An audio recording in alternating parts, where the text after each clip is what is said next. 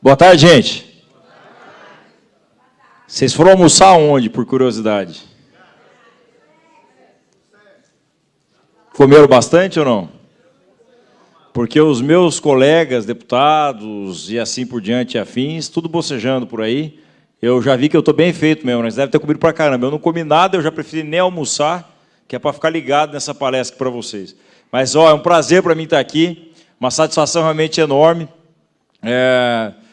Não me esqueço do dia que recebi o convite do meu amigo Ismael Crispim para a gente aprofundar um pouquinho mais o debate sobre a nossa Comissão de Constituição e Justiça e, acima de tudo, o papel que essa comissão tem para o processo legislativo, que nada mais é, né, gente, do que, de fato, a construção das leis e a forma que essas leis vão atingir a nossa população e a todos nós. Então, uma boa tarde a todos, espero contribuir, colaborar com vocês nessa construção de um processo legislativo cada vez melhor para o nosso Brasilzão.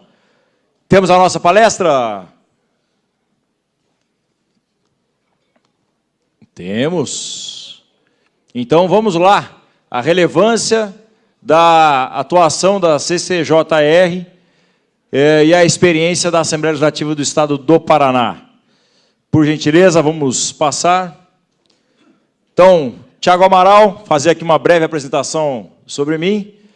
Londrinense, nascido, portanto, no estado do Paraná, na cidade de Londrina, a segunda cidade do nosso estado, quase 600 mil habitantes. Cidade que já elegeu governador, viu, Ismael Crispim? Então, o senhor falou ontem aí da nossa candidatura ao governo do estado, por que não? Né? Nossa cidade tem peso e força para isso, viu? Advogado, mas produtor rural de coração, de paixão, de vivência. Eu gosto da roça. Terceiro mandato como deputado estadual na Assembleia Legislativa do Paraná. Quinto mais votado, agora em 2022. 112.731 votos. A minha experiência no parlamento, eu já tive como vice-líder do governo de 2019 a 2020 e depois em 2022.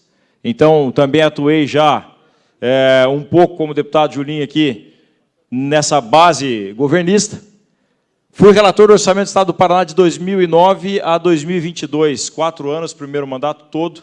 Tive a oportunidade de construir toda a estrutura orçamentária do nosso Estado, que obviamente dá uma visão muito boa e muito clara do porquê das legislações, o porquê de algumas previsões, inclusive de lei de responsabilidade fiscal, a nossa famosa Lei 101. Vamos que vamos, membro da CCJ desde 2015 e hoje presidente. Portanto, eu estou já, desde o meu primeiro dia de mandato, em 2015, como membro da CCJ, e agora chego à presidência nesse ano, que é o 9º ano meu, como membro da Comissão de Constituição e Justiça.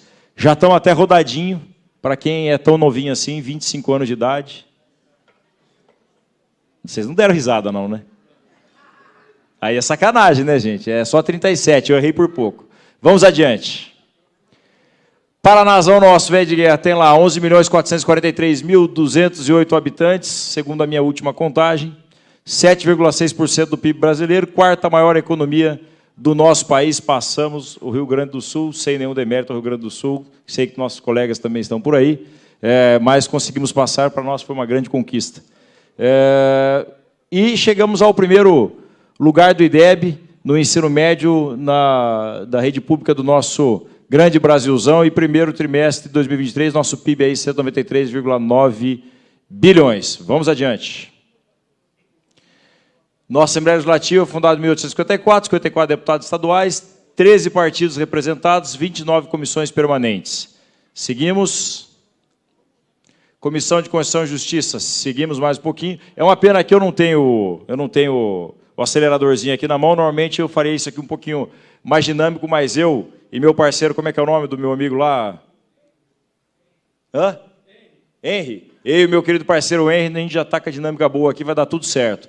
Então, rapidamente, gente, um dos pontos aqui é passar sobre as principais diferenças ou características do processo legislativo e a posição da CCJ do Paraná no nosso processo legislativo. Até porque, como os meus parceiros, colegas, e inclusive o anterior palestrante, um palestrante amador que me antecedeu aqui, um tal de João, né, grande consultor, ele falou muito bem de algumas das grandes diferenças que a gente tem nos parlamentos. Então, a CCJ, naturalmente, é a maior e mais importante comissão da nossa Assembleia Legislativa, é a ALEP, porque é a Assembleia Legislativa do Estado do Paraná. Nós somos em 13 integrantes, a Assembleia nossa tem 54 deputados. É a primeira comissão a se manifestar no processo legislativo. Então, tudo, absolutamente tudo, começa pela Comissão de Constituição e Justiça, salvo, é claro, o registro do projeto na ADL, no Departamento Legislativo, que é onde, de fato, ele ganha o seu númerozinho, ganha o seu protocolo. Mas ele só passa a ter algum tipo de vida após o momento que chegar à CCJ. Fazemos análise da constitucionalidade e legalidade de absolutamente todos os projetos de lei, exceto as propostas orçamentárias. Não sei se é assim em todos os locais, eu acredito que sim, até porque o regulamento que trata sobre a aprovação orçamentária, ele é um regulamento todo próprio, então, naturalmente, apenas esse é que fica de fora. Mas o restante, gente, todos os projetos, Tribunal de Justiça, Ministério Público, Tribunal de Contas, Poder Executivo, deputados, enfim, todos os projetos passam pela Comissão de Constituição e Justiça. Estou frisando isso por quê? Porque isso, na minha opinião, é o que nos dá, como presidente da comissão e membros da comissão, a maior força dentro de um parlamento para entrar nesse parlamento, melhorar as leis do nosso país. Até porque, se não for isso, qual seria a nossa função lá? Então, sim, também sou um apaixonado, João, pelo nosso processo legislativo, e muito. Não temos redação final, então não é CCJR, tá? O nosso é só CCJ lá, mas aí faz pouca diferença, na minha opinião, porque a gente trabalha bem alinhado. E é a única comissão terminativa da Assembleia. Ou seja, é o filtro, aquele primeiro filtro, muito bem ilustrado. Se não passar pela CCJ, tchau, obrigado, como diria meu querido amigo Léo Rafael, o Léo da dupla Léo Rafael. Tchau, obrigado. O projeto já vai para o arquivo. Claro, tem um recurso ainda, mas, em regra, o recurso não se consolida em plenário. Próximo slide, por gentileza. Eu trouxe aqui alguns números, e até eu quero que vocês compartilhem comigo aqui, por gentileza, se vocês também têm um volume como esse que nós temos lá no Paraná, que, para mim, eu já adianto aqui, é fonte de grande preocupação. Eu não gosto desses números altos dentro do parlamento. Para mim, isso aqui reflete tentativas e uso indevido da propositura legislativa. Com todo respeito a quem pense o contrário, naturalmente, mas aqui é o meu momento de expor aquilo que eu penso, não é sobre o parlamento, mas, é claro, como eu disse, respeitando as opiniões contrárias de todos. 446 proposições pautadas. Isso é o que eu, como presidente da Comissão de Constituição e Justiça, pautei esse ano, gente. Agora, imagine, nós estamos aí no mês de setembro, eu já tenho isso aqui de propostas pautadas, praticamente a maioria delas foram já de leis ou de propostas legislativas apresentadas esse ano. Como é que nós vamos falar de qualidade de processo legislativo? Como é que nós vamos falar de tempo para discutir e debater? É muita lei, é muita propositura. 270 de autoria parlamentar, 152 mensagens do Poder Executivo, 13 projetos do TJ, 334 pareceres favoráveis, dos 446, 46 pareceres favoráveis com emenda, basicamente aqui, tirando alguns, aqui é aquela tentativa da gente construir uma proposta que melhore, não é que ela fique um pouco mais aceitável. 7 pareceres contrários. Esse é um outro ponto que eu já deixo destacado aqui para vocês, que nós vamos voltar a falar dele, que eu já adianto para vocês, o dia que eu estarei realizado como presidente da Comissão de Constituição e Justiça é quando aquele número ali de projetos rejeitados for maior do que a quantidade de projetos aprovados na CCJ. Aí eu vou ficar um pouquinho mais feliz. Não é porque eu não gosto que os parlamentares apresentem, mas é que eu acho que nós temos que ter a firmeza para dizer o seguinte: tecnicamente falando, esse projeto não está adequado. Ele não vai vingar. Ele não vai surtir efeito. Talvez vá, melhor dizendo, negativo. Um efeito contrário. Um efeito de desordem da estrutura social, do processo nosso, da sociedade, porque as leis que deveriam organizar, na verdade, se elas são leis com pouca técnica e leis sem um respaldo, são leis que, obviamente, não vão nos ajudar a regular a sociedade. Vai criar mais confusão do que, propriamente, resolver problemas. 20 baixas em diligência. Aqui começa uma estratégia que a gente tem lá no Paraná, destaco aqui também. Baixar em diligência para que a gente possa ouvir, às vezes, alguma secretaria. Daí alguém vai levantar a mão, principalmente os mais entendidos da parte do direito, vão dizer, mas espera aí, você vai baixar em diligência para que alguém se manifeste sobre o aspecto da constitucionalidade? Isso aí é competência de vocês. Eu sei, mas, em algum momento, eu entendo que a análise constitucional ela precisa estar também pautada e avaliada no aspecto do mérito. Porque o mérito, em algum momento, ele vai impactar também, não só na iniciativa, não só no vício de iniciativa, mas também a sua matéria e a forma que ela está colocada. Porque, às vezes, até mesmo a matéria é constitucional, mas, no meu entendimento, a forma que ela está escrita, o que ela está descrita, ela pode acabar se transformando em uma matéria inconstitucional. Então, na minha avaliação, apesar de muitos não gostarem, principalmente aqueles que querem ver os seus projetos aprovados, eles vão dizer, não, você não pode fazer análise de mérito, mas eu digo sim, a gente deve entrar no mérito, mas não nos aprofundar se aquele mérito está correto ou não, apenas para fazer essa análise de constitucionalidade. Vamos adiante.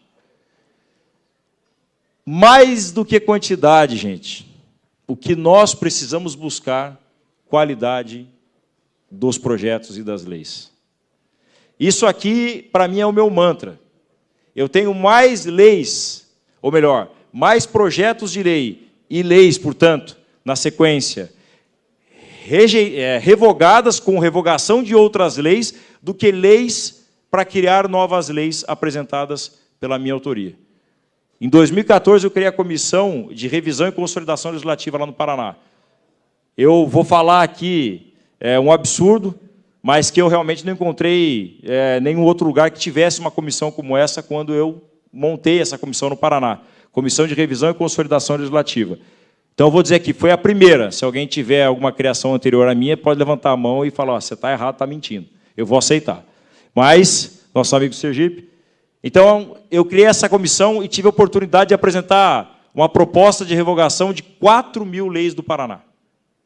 Leis antigas, leis ultrapassadas, leis que estavam lá já uma empilhadinha em cima da outra, servindo absolutamente nada. Aí eu só pergunto para vocês, chegar na tua casa, se você tiver um monte de coisa empilhada naquele quarto ou até mesmo na tua sala, pode ser que você não esteja usando para nada, pode ser que até aquele canto ali você não esteja utilizando.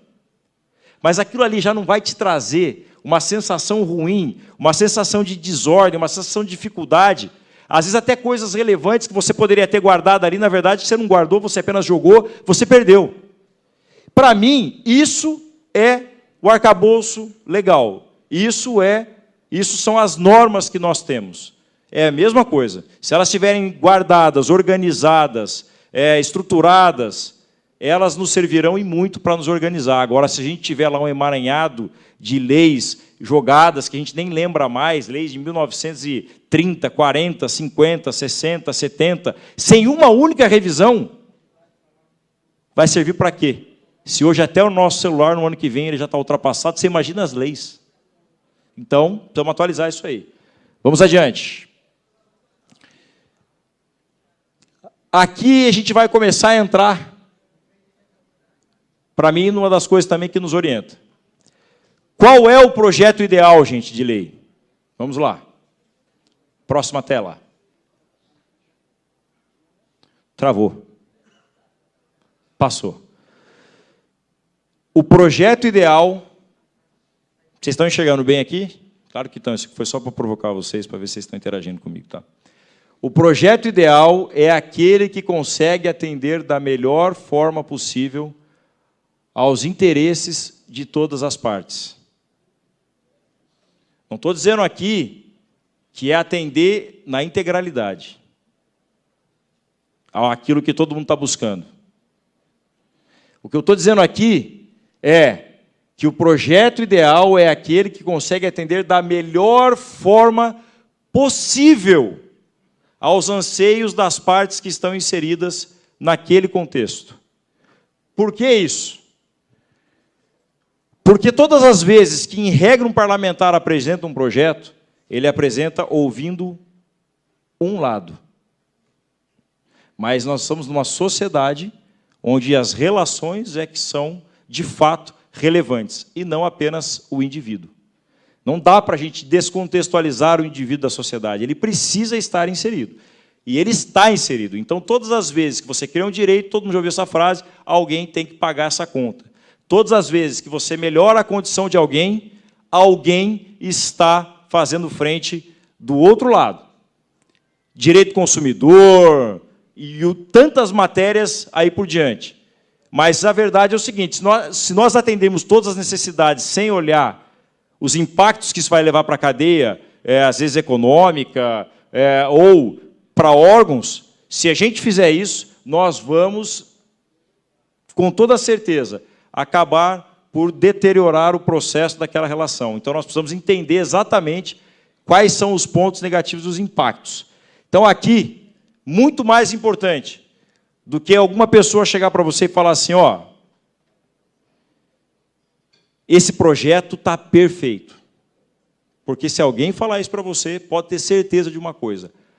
Para outra parte, esse projeto é um desastre. Se o projeto é perfeito, para alguém é um desastre. Eu nunca consegui encontrar, nesses 9 anos de parlamento, uma equação que fugisse a essa. Então, para mim, o dia que eu estouro o champanhezão lá, o dia que eu fico feliz, é quando aquele projeto que chega quadrado, eu ouço um lado e ouço o outro lado, e dos dois eu ouço a seguinte frase.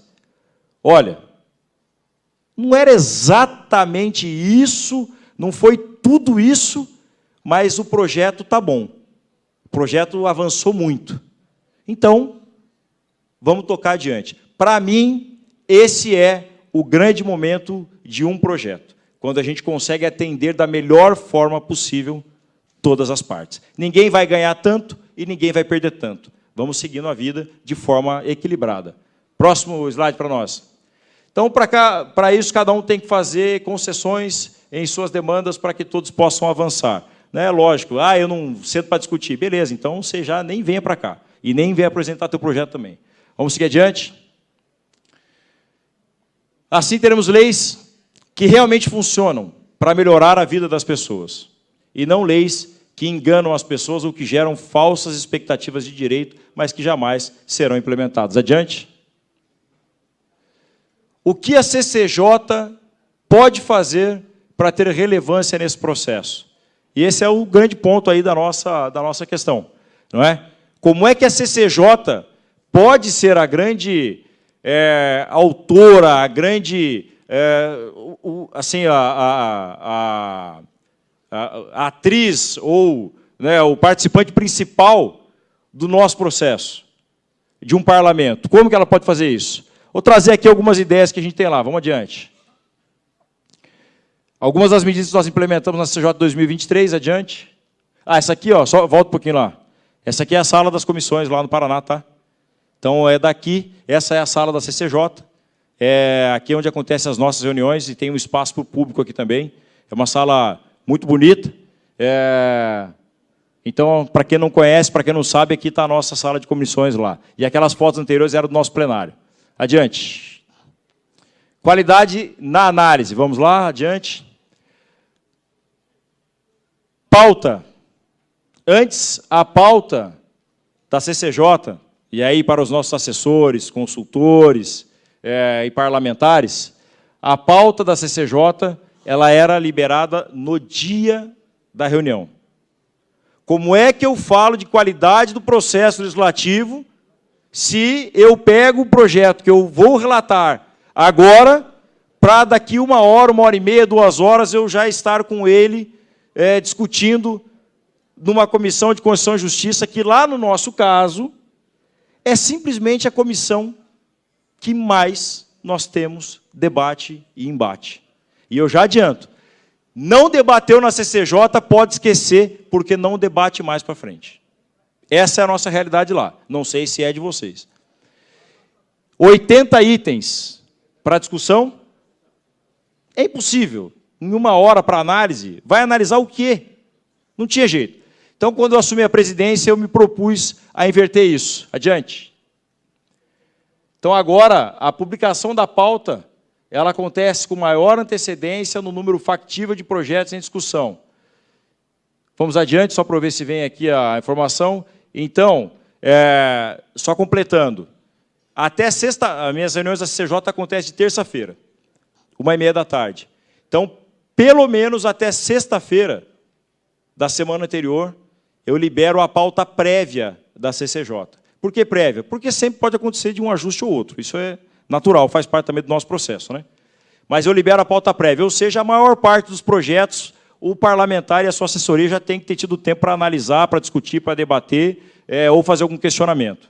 Claro que um outro pode entrar com 24 horas de antecedência, pode, mas dificilmente eu coloco um projeto na pauta sem que eu tenha pelo menos 24 horas de antecedência. Nunca vou colocar mais do que 2 projetos.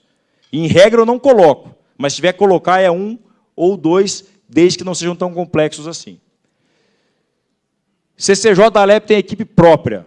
Então, vamos lá, isso aqui também é uma coisa muito peculiar da minha Assembleia, pelo que eu já pude perceber, que aqui a gente tem a questão dos consultores, foi discutido na parte da manhã as procuradorias e até mesmo os advogados da Assembleia.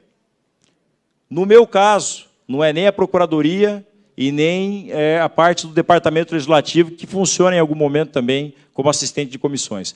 Lá, a CCJ do Paraná tem uma equipe própria. Nós temos, pelo menos, ali 6 advogados, temos economistas e temos a equipe de comunicação que pertence à comissão. Isso é bom. Isso é bom porque nos dá autonomia de trabalho. Se a CCJ nossa tem essa importância dentro do processo legislativo da Assembleia, é claro que eu preciso ter uma força também, uma autonomia maior para a gente poder discutir determinados temas e até aprofundar em alguns momentos. Então, nós temos uma equipe própria da nossa confiança que atua, entre outras coisas, na análise prévia dos projetos e ajudam na construção dos pareceres. 100% dos projetos que chegam até a CCJ são estudados, analisados e instruídos pela equipe da Comissão de Constituição e Justiça. Então, os nossos advogados fazem parecer prévio, porque os políticos, como muito bem já foi dito, é que vão definir se vão utilizar ou não aquele parecer. Mas o parecer prévio vai anexado ao projeto.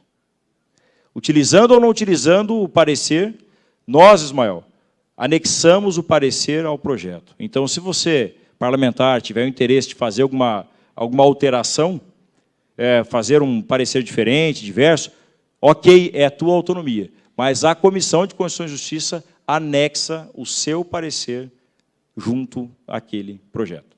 Então, assim, ninguém nunca vai poder dizer, olha, você não... eu não fui alertado, eu não sabia. Não, você foi, você sabia, você utilizou a sua autonomia para escolher o caminho contrário, mas você foi alertado. Então, isso, para mim, é um dos pontos mais, assim, acho que, diferentes que nós temos lá na nossa comissão. Vamos adiante. Resultado, os relatores e membros têm melhores condições de análise técnica para fazer. Nem todos os parlamentares gostam de ter um advogado do seu lado. Eu acho que todo mundo deveria ter. Quando você tem equipe para isso, você deveria ter. Mas, é claro que está dentro da autonomia de cada um. Então, se você não quiser, a equipe nossa, do caso da CCJ, vai te dar todo o apoio, todo o respaldo. Se tiver, nós também daremos esse apoio, esse respaldo, até mesmo para os longos debates que a gente tem com os assessores. Vamos adiante? Segundo ponto de como a CCJ pode trabalhar na qualidade do processo legislativo. Diálogo. Por incrível que pareça, os últimos a serem questionados dentro de um processo legislativo, quem são? Alguém arrisca dizer? Ismael Crispim, meu querido deputado. Hã? Para lá? Pressão vai para lá, então. Quem são os últimos, em regra, a serem consultados sobre o processo legislativo, sobre as leis? Pode ser, mas não são os últimos. A população, gente. A população. Nós não temos o costume, de chamar os setores interessados ou afetos àquele projeto para perguntar: o que você pensa a respeito desse projeto? Qual é a sua avaliação de pontos positivos, pontos negativos, pontos favoráveis ou contrários? Quais tipos de impactos esse projeto, que está aqui pautado e apresentado, pode trazer para o teu setor, ou para o teu segmento, ou para a tua comunidade? A gente não pergunta, porque às vezes vai tão no piloto automático. Por gentileza, teu nome? William. Depende. As audiências públicas, eu vou falar aqui também. As audiências públicas, elas servem muitas vezes para, com todo respeito, tá? Eu vou falar o que eu penso. Para a população desabafar. E desabafo não constrói projeto. O que constrói projeto, irmão e irmã, é sentar numa mesa, falar: vai, vamos ler. Pega aí. Artigo 1, 2, 3, 4, 5. Vamos ler. Lógico, você vai pautar, você vai passar antes esse projeto para o segmento. Por exemplo, um projeto que afeta a rede hoteleira. Não tem sindicato dos donos de hotéis? Não tem associação dos donos de hotéis? Pô, se tem, vamos enviar para eles. E vocês que se manifestem. Ah, mas daí o cara não vai enviar. Aí é problema dele. Se você der a oportunidade para uma associação, para um sindicato que representa um setor, se manifestar e participar do processo legislativo, coisa que eles dizem sempre. Ninguém nunca me perguntou nada, vocês votaram isso daí sem nem querer saber o que eu penso que sou do setor. Então agora nós estamos querendo saber. Responda. O que vocês pensam sobre esse projeto? Ah, mas daí o cara não vai gostar, o cara não vai querer, aí ele vai fazer manifestação, ele vem para cima da Assembleia. Ué, meus amigos, somos parlamentares, eu estou no meu 3º mandato, graças a Deus aumentei minha votação. Nós temos a obrigação de ter habilidade suficiente para ouvir oposições, opiniões contrárias e tentar chegar na equação correta, na equação adequada. E isso aqui não está afeto a questões ideológicas. Isso não tem a ver com questões ideológicas, isso tem a ver com construção de projetos de lei. Então, o diálogo, nós vamos entrar nele aqui. Vamos lá, vamos seguindo. Então, conversar para entender as demandas, intenções e angústias. Gravem esses 3 pontos aqui. Não existe certo ou errado. Existe o jeito que nós estamos fazendo lá e que eu entendo que está dando certo. Demandas, ou seja, as suas pretensões, as intenções e as angústias. Aquilo que machuca, onde aperta o calo dele. Se você não entende qual é o calo de quem está propondo aquela iniciativa, se você não entende quais são as intenções, porque tem as intenções aparentes e as ocultas. E aqui, gente, estamos num público selecionado aqui. Quando você fala em projeto de lei, você pode ter certeza. Ali tem boas intenções e tem os jabutizinhos. Em todos? Não, mas tem. Então é o seguinte, você tem que saber qual é o real objetivo de quem está propondo. Se você não souber o real objetivo e as angústias, você jamais vai ser um interlocutor ou um intermediador para a construção de uma solução. Tem que saber. Espreme o cara, espreme o caboclo, para você saber o que é. Vamos adiante.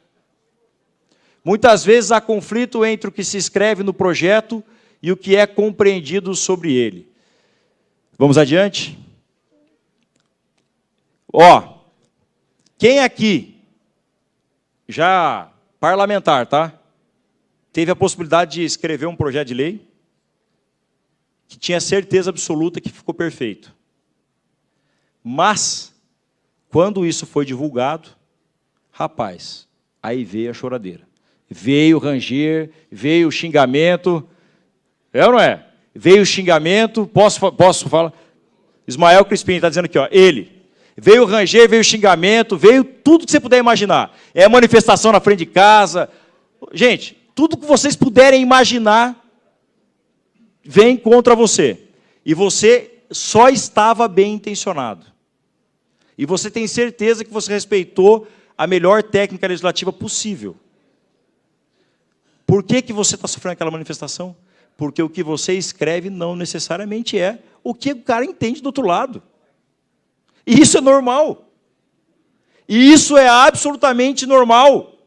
Então, o processo legislativo ele tem que servir para você entender aonde que a tua pretensão legislativa está correta, ou aonde ela extrapolou, ou aonde você precisa clarificar. E se você conseguir fazer isso num ambiente controlado, antes disso ir a um público muito abrangente, a chance que você tem de conseguir prever os ajustes antes do teu projeto ser perdido de uma forma total, porque acontece perder bons ou excelentes projetos, justamente porque não deu tempo de você explicar a sua intenção. Isso acontece, e é um desastre quando isso acontece. Então, se você conseguir fazer isso, melhor vai ser para a construção do processo legislativo. Porra, mas dá trabalho. Foi claro que dá trabalho. Eu falo, é o jeito mais difícil, é o jeito mais complicado, mas, ao final, na minha opinião, é o único jeito que realmente faz sentido. Um exemplo para vocês, vamos lá. Reitoria e direção do HU, Hospital Universitário, da UEM, Universidade Estadual de Maringá, manifestam contrariedade ao PL 522/2022. Folha de Londrina. O UEL quer suspensão do PL que terceiriza a gestão de hospitais universitários. Rapaz, alguém já terceirizou o hospital universitário no seu estado aí ou não? Então é o seguinte, é HU e tenta terceirizar, vai virar a terceira, a quarta, a quinta, a sexta guerra mundial. E o governo do estado enviou um projeto para a Assembleia Legislativa, sem conversar com os parlamentares, eu era o vice-líder, sem conversar com os parlamentares, sem conversar com a universidade, sem conversar com o hospital universitário. Qual o objetivo? O nosso objetivo é fortalecer, olha lá, a fala do secretário, o nosso objetivo é fortalecer a relação entre o hospital universitário e a Secretaria de Estado da Saúde. Alguém vai reclamar disso, meu querido Julinho? Vai reclamar? Ninguém vai reclamar de você querer aproximar a Secretaria de Saúde do hospital, ninguém vai reclamar. Mas por que então que até greve nós tivemos? Se era apenas isso que vocês estavam querendo. Por quê? Porque já existe uma relação de desconfiança entre o jurisdicionado, que no caso ali seria o hospital universitário, e o governo do estado e seus servidores. Já existe. Em regra, todos os estados é a mesma coisa. E a falta de compreensão. Quem lê nem sempre é um advogado, nem sempre tem a mesma habilidade que você tem de escrever. Por isso que eu já enviei a proposta legislativa do Júlio aqui, que ele encaminhou e apresentou para nós aqui, da redação simples. Já mandei para a minha equipe e já até sei no que nós vamos poder adaptar lá. Porque nem todo mundo vai entender da forma que você quis escrever, simplesmente porque nem todo mundo é advogado. E ainda bem que, pelo menos, isso aqui ainda é uma ciência, né? Então, os advogados não vão perder os seus empregos, porque se não fosse nem isso uma ciência, a gente já ia perder o emprego. Vamos para frente. Olha lá. Olha lá. Eu fui para o meio do fogo. Mas é o fogo que salva, tá? Então, deixar claro aí, é aquele fogo que salva, aquela chama que salva. Deputado Thiago Amaral visita a HU de Londrina em busca de apoio ao PL do governo. Vocês imaginam, o vice-líder do governo, não era nem o líder, o vice-líder do governo, indo lá para dentro do HU para falar com professores, com estudantes, para falar com todo mundo. E não necessariamente a minha linha política é a mesma linha ideológica deles. Então, assim, tudo que você tem de fórmula para ter confusão, a gente tinha na mão. Mas o que aconteceu ao final? Vamos adiante. Emendas ao PL dos HUs deixam claro que a gestão continua com diretoria e universidade. Eu juro para vocês, o imbróglio chegou a gerar greve na universidade, foram apresentadas 5 emendas que eu fiz, junto com as universidades. Eu apresentei para a Secretaria de Estado da Saúde, que não queria alterar por nada o projeto. Mas quando eu apresentei para eles a proposta, sabe quanto tempo de reunião demorou? 30 minutos. Das 5 emendas, sabe quantas foram aceitas pelo Estado? As 5. Ao final, o que vocês acham que aconteceu? Pô, mas era isso que eles queriam, que a universidade queria? Uhum. E as universidades? Mas então eles aceitaram tudo? Aceitaram. Mas então o que eles queriam com esse projeto? Eles só queriam melhorar a comunicação com vocês. Mas por que eles não falaram logo, mandaram para a gente o projeto? Pois é, aí essas respostas eu já não tenho. O que eu tenho, gente? Isso é uma das coisas que eu falo sempre. Eu não posso tratar do processo legislativo antes do processo legislativo iniciar na Assembleia. Eu só posso fazer isso quando mandam para a gente de forma extraoficial ou chamam a gente para participar. Mas quando não fizerem isso, cabe a quem parar e falar: agora nós vamos ter o tempo que a gente precisar para debater e discutir. Cabe à Câmara, cabe à Assembleia, cabe ao Congresso.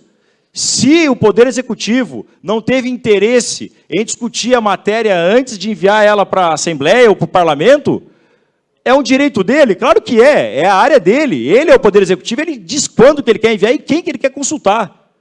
Mas, a partir desse momento, tem sim o parlamentar e aí a Comissão de Constituição e Justiça, que, na minha opinião, é a única com força suficiente para dizer assim: eu vou debater e discutir o projeto, porque eu tenho certeza que é isso o caminho que nós devemos seguir. Porque se você for um presidente forte, que tem a comissão na tua mão, você vai conseguir tramitar esse projeto, aprovar esse projeto, às vezes com menos desgaste, num tempo um pouquinho maior, mas com menos desgaste, com um resultado muito, mas muito melhor do que aquele que foi iniciado. Então, sim, nós temos que usar o tempo. Meu pai dizia para mim: se tem poder, use. Se você tem força para segurar, segure. Para quê? Para protelar? Não. Para discutir. Só que você não pode, ao final, chegar lá também e não fazer nada diferente. Aí você perde credibilidade. Então, assim, trucou, meu irmão, sustenta. Banca o negócio. Segura. Vai doer? Vai. Mas a hora que você chegar lá em 30 minutos mostrar para eles que você resolveu uma crise de mais de mês, que até greve teve, eles vão passar a te respeitar. Vamos para frente. Equipe da CCJ promove diálogo com assessores parlamentares e partes interessadas. Já foi, vamos para frente. Antes de entrar na pauta, projetos são encaminhados aos interessados para que se manifestem. Já falei para vocês. Não. Citei. Todos os projetos, todos os projetos que estão hoje na Comissão de Constituição e Justiça, se eles tiverem, e normalmente tem, o condão de mexer em alguma relação, que tenha mais do que a parte envolvida apenas, como é projetos de saúde, que você tem a parte do hospital muitas vezes envolvida, a própria secretaria, ou clínicas, ou médicos, ou enfermeiros, enfim. Quando você tem mais de uma parte envolvida, o que a Comissão de Constituição e Justiça do Estado do Paraná faz? Nós encaminhamos para esse órgão, para essa associação, para esse sindicato, para que eles se manifestem num prazo de 15 dias. Então, chegou na CCJ, faz uma primeira análise e depois já encaminha para o sindicato, para as associações, para que eles se manifestem. Aquilo que eu falei, se não se manifestar, meu amigo, tudo bem, paciência, o problema é deles, aí você vai deixar registrado que eles tiveram a oportunidade de se manifestar e não se manifestaram. Aí todo mundo vai decidir de acordo com aquilo que tem de informação. Sem informação correta, a tua decisão vai ser fraca. Com informação suficiente, com certeza nós vamos ter um processo melhor. A decisão é tua, a decisão é do parlamentar, mas ele vai estar bem informado. Vamos à frente. Exemplos como o diálogo ajuda a aperfeiçoar projetos, vamos para frente. Projeto da bancada feminina previa reserva de 8 assentos exclusivos para as mulheres nos ônibus intermunicipais. Então, o parlamentar, ou melhor, as parlamentares, de forma muito diligente, apresentaram um projeto reservando 8 cadeiras exclusivas para as mulheres nos ônibus. Para quê? Porque, infelizmente, a gente tem visto aumentar demais o assédio nos ônibus. Apagou a luz, meu amigo, infelizmente, está feio o negócio. Como é que a gente cuida disso? Coloca uma câmera. Beleza, mas Você saber quem fez, tá ok. Mas e aí? E a violência já sofrida? É horrível. Imagina a gente saber que a nossa mãe, filha, esposa ou coisa do gênero acordou com alguém com a mão dentro da sua roupa. E, infelizmente, é uma realidade. O mérito é bom? O mérito é bom? Perfeito. 8 reservas? Cara, é inviável. Por quê? Porque, às vezes, tem mais do que 8 mulheres no ônibus.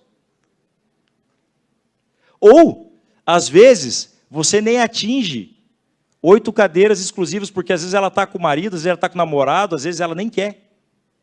E daí? Você vai deixar 8 cadeiras lá, pagos e custeados pela empresa? Será que isso economicamente vai ser viável? Não vai. Vai desequilibrar, vai transformar essa relação numa relação inviável. Então, o mérito é bom, mas o meio e a forma não foram bons. O que nós fizemos? Vamos adiante. Adiante. Adiante. Adiante. Ouvir os dois lados. Difícil? Um pouquinho, às vezes. Autoras e passageiras e empresas. Por quê? Porque nós entendemos os problemas que aquilo trazia para as empresas, mas entendemos também as angústias que precisavam ser organizadas. Adiante. Entender as dificuldades de quem vive o problema, compreender os impactos, buscar uma solução viável. Adiante. A empresa está adiante, vamos passar. Papapá. Opa, volta lá, desculpa, volta lá. Olha lá. Solução. Empresas atenderão conforme a demanda, não haverá limitação de passageiros beneficiados, no máximo um assento vago. O que nós fizemos? É simples. Número par de passageiras no ônibus, uma senta com a outra. Tudo certo, número igual. Se tiver 10, se tiver 20, se tiver 30, dá na mesma. Se tiver número ímpar, bom, 31, beleza, 30 sentam uma do lado da outra e uma vai ficar sozinha. Pronto. Uma cadeira dá para resolver. Uma cadeira dá para custear. Certo? Então é isso. Aqui foi um processo longo, um longo debate, uma longa construção, demorou alguns meses, porque vai e volta, mas chegamos a esse resultado de uma lei efetiva, viável, construída dentro da CCJ. Porque senão nós iríamos passar a incidir num vício, na minha avaliação, por mexer na liberdade econômica das empresas, por impor a eles um grande custo que eles não tinham previsão anteriormente de seguir. Meu Deus do céu, meu tempo já deu. Vamos para frente um pouquinho lá. Eu vou passar mais um negocinho aqui que é importante. Vai, mais. Restauração e atualização, pode passar. A CCJ dialogou com as categorias, alguns projetos, pode passar. Aqui são mais exemplos. Acordo CCJ entre o governo, pode passar. Está aqui, né? Não fomos ouvidos. Uma pressão muito comum. Para frente. Para frente. Para frente. Mais perto da sociedade. Ó, o último exemplo que eu vou dar aqui para vocês, para poder acabar, tá? Prometo. Eu quero que vocês vejam esse vídeo aqui. E imaginem o que aconteceu logo após esse fato. Vídeo para nós, por gentileza. Olha lá, gente, é rapidinho o vídeo, mas olhem lá. Um ônibus da APAE, um trem, crianças.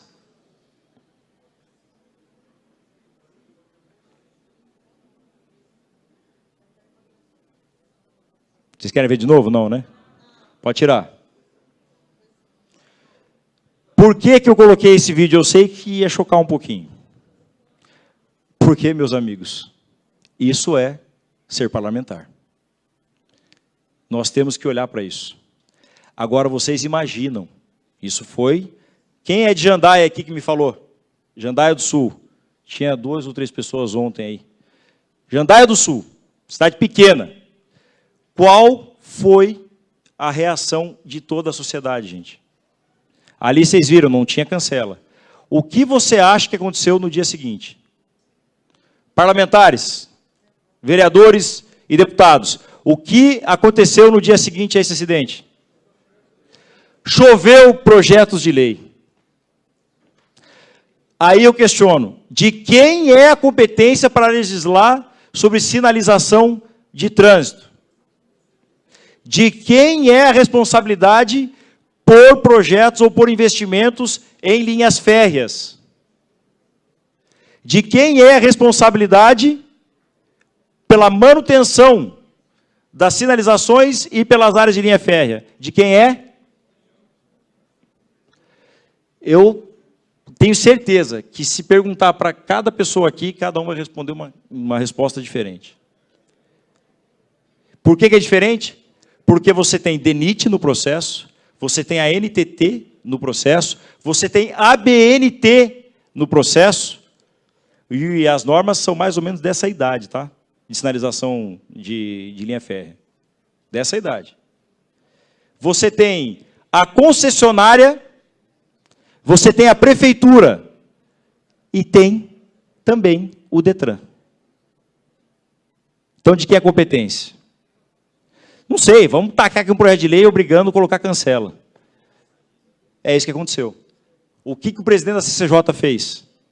Chamei todos os parlamentares e disse, olha, é na minha responsabilidade, mas eu quero fazer um pedido e peço um compromisso e um entendimento de vocês.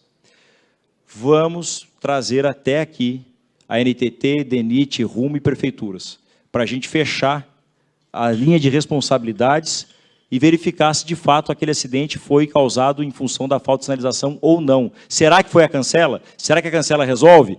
Sabe quanto custa uma cancela, gente? Automática? 5 milhões. É. Vai resolver colocando cancela em todos os cruzamentos? Sabe quantos cruzamentos tem em Curitiba? 56. Ou seja, vai atender a quem? A pressão que a população fez, natural, a pressão que nós mesmos fazemos em nós. Porque a gente se sente pressionado, nós precisamos fazer alguma coisa. Só que dizer que vai colocar cancela, vai resolver? Não, não vai. Porque não vai colocar as cancelas, ninguém vai seguir essa lei. É inviável economicamente. Então vai servir para você dizer para a imprensa que você atendeu a demanda, mas ao final vai continuar morrendo gente sendo atropelada e ônibus sendo atropelado por trem. Porque aquilo que você falou não vai surtir efeito. E aí vai chegar aonde o Crispim, Ismael Crispim, brilhantemente disse para mim, me convenceu de estar aqui. Descrédito dos deputados, dos vereadores e dos congressistas. E é exatamente contra isso que nós temos que lutar. Se nós formos desacreditados, se as pessoas não... Lógico, é difícil confiar no político, mas se elas não confiarem no nosso processo, se elas não acreditarem que, de fato, o que a gente está fazendo ali tem a pretensão de resolver problemas e não apenas de jogar para a torcida, nós nunca teremos um país decente. Por quê? Porque nós vamos continuar legislando, jogando lei atrás de lei, vamos continuar criando brechas, e nessas brechas vêm os benefícios individuais de alguns, e nessas brechas surge a corrupção. Está aqui, na minha opinião, a resposta para quase tudo dentro do nosso país. Excesso de leis e leis mal feitas. Ou a gente atua nisso para melhorar a qualidade do nosso debate, a qualidade do nosso processo, ou, meus queridos parlamentares, nós não teremos um país decente, organizado, que respeite a todos e que dê a oportunidade de todos de produzir e de trabalhar. Está aqui. Então, meus amigos, eu quero agradecer muito a vocês e vou fazer só a última provocaçãozinha. Vai lá para o último slide meu, por gentileza, lá para o finalzão. Só que eu coloquei para eles, antes, meus colegas deputados aqui, é mais para vocês nesse momento.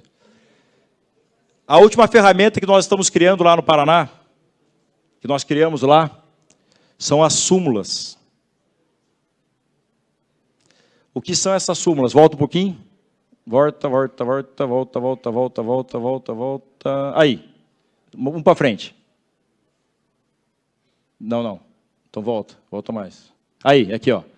Estamos propondo uma alteração no regimento da LEP. Cabe à Comissão de Constituição e Justiça editar súmulas vinculantes. Aqui eu até tenho uma discussão que eu estou fazendo, mas daí depois eu vou partilhar com vocês.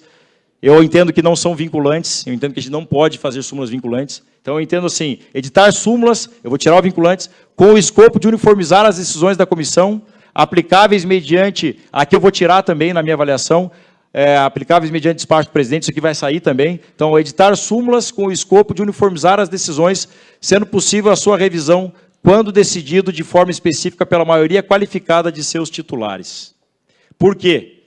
Porque uma das piores coisas para um membro da Comissão de Constituição e Justiça é dizer não num parecer.